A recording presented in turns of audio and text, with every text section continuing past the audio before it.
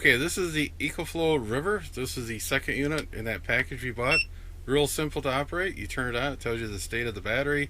It'll tell you if you're charging, how many watts going in, how many watts going out, and it'll calculate the number of hours. 288 watt hours. It's pure sine wave output, 600 watts total output current, a surge up to 1200. Not a bad little deal.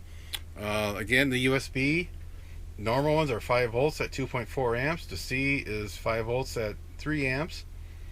And it's roughly 11 pounds. It's like 11.4 pounds I saw in here somewhere in the instructions. The does have a little light. You got a low, then a high. Then if you know Morse code, you can say hi to Morse. It's flashing SOS. The port here is, the accessory port will put out 10 amps. These two barrel connections, it comes with a cable, so if you have a device that takes one of these barrel connectors, again, that's a 10 amp output on those. It comes with the standard connections. This is what we call the XT60. This connector, yellow connector, is pretty much, I didn't realize it's a standard in the lithium battery pack for like your RC cars, airplanes, and boats. And again, the cigarette lighter, the accessory, can't say cigarette lighter, it's not politically correct. Then here we have that XT60 connector on the MC4 solar panels. And EcoFlow does have 3 solar panels they sell, 100 watt, 120 watt, and 160 watts. And here we got the standard AC 120 plug. One more thing on the cables, I did find a company that sells just the XT60 connector. I was hoping I could find just a female one, just one, behind the driver's seat in pool. That's where we got a power distribution panel for DC. I was going to hook this up to it so I could plug it in. And the river will sit real nice and neat behind the driver's seat, so it's available so we can grab it real easily. I figured it'd be nice to plug this in, let it charge. We're going to out and about or coming home, and but I had to buy 4 connectors, 2 males, 2 females. But I think that's going to really be helpful to keep this fully charged as we're traveling. This took, when it came in, it was less than 50% charge on it, and it took like 20 minutes for it to charge completely up. We'll turn this around on the back side. Try not to shake the camera. And on this end, excuse me. This is where the AC side is. Again, turn on the AC unit. It activates the inverter to run these. You only have 3 outlets here, and then, again, 600 watts, surge up to 1200. When you're not using it, turn it off. You don't need to have that unit idling and taking up some electricity. This fan will come on when needed. We get over here on this side, underneath, little protective door. We got a 120 volt AC cord. You plug that in. This is just a circuit breaker. This is that XT60 connector, and this one here, you're limited to 25 volts going into it. So you would actually could hook up a couple solar panels in series. 2 solar panels that give you 24 volts. You put it in there and charge this up and put a couple in parallel for more current.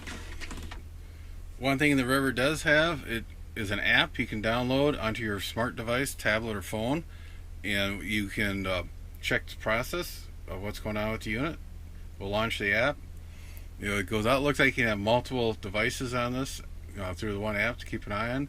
You turn it on and it'll tell you the temperature of the unit, how many hours of operation you have, percentage wise of runtime. We can turn the light on through the app, turn it off.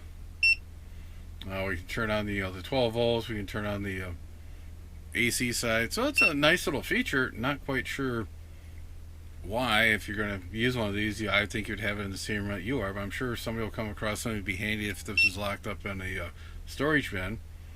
Nice little feature. Now it's just an ad hoc Wi-Fi connection. If you get out of range from the unit, you'll probably drop the connection, and it'll still continue to work, but you won't be able to check the status on your phone. It does have an extra or extended battery pack that you can put on. That's what we'll be looking at next here. Again, it's recommended by EcoFlow to install the pack right away when you bought it, like we're doing on this one, and leave it on. You do not want to have the unit for a year or 2, then add the extra battery, because the software they use for cell management, it takes a look at the lowest cell and the highest cell. It tries to give a little more current to that lower cell during charging and kind of not on the higher cells. What a lithium battery lasts longer if all the cells are within a certain percentage of operation level wise. You know what, the software goes through and really keeps an eye on the cells, and if you got a cell that's acting up a little bit, it gives it more attention on the charging. And what can happen if you take that battery pack on and off, that cell management is going to be really working hard, getting all the cells together. Then you take it off and it doesn't know what to do, and you could, EcoFlow states it could damage the cells, the battery pack. So something you ought to remember.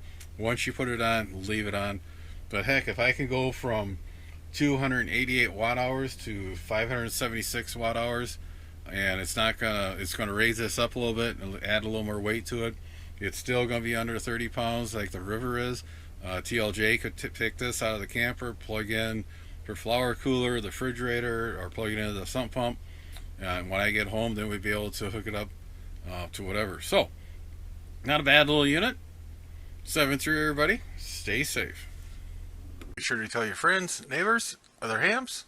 Subscribe, hit that bell to get notification when new videos come out. Add comments below. 7-3, everybody.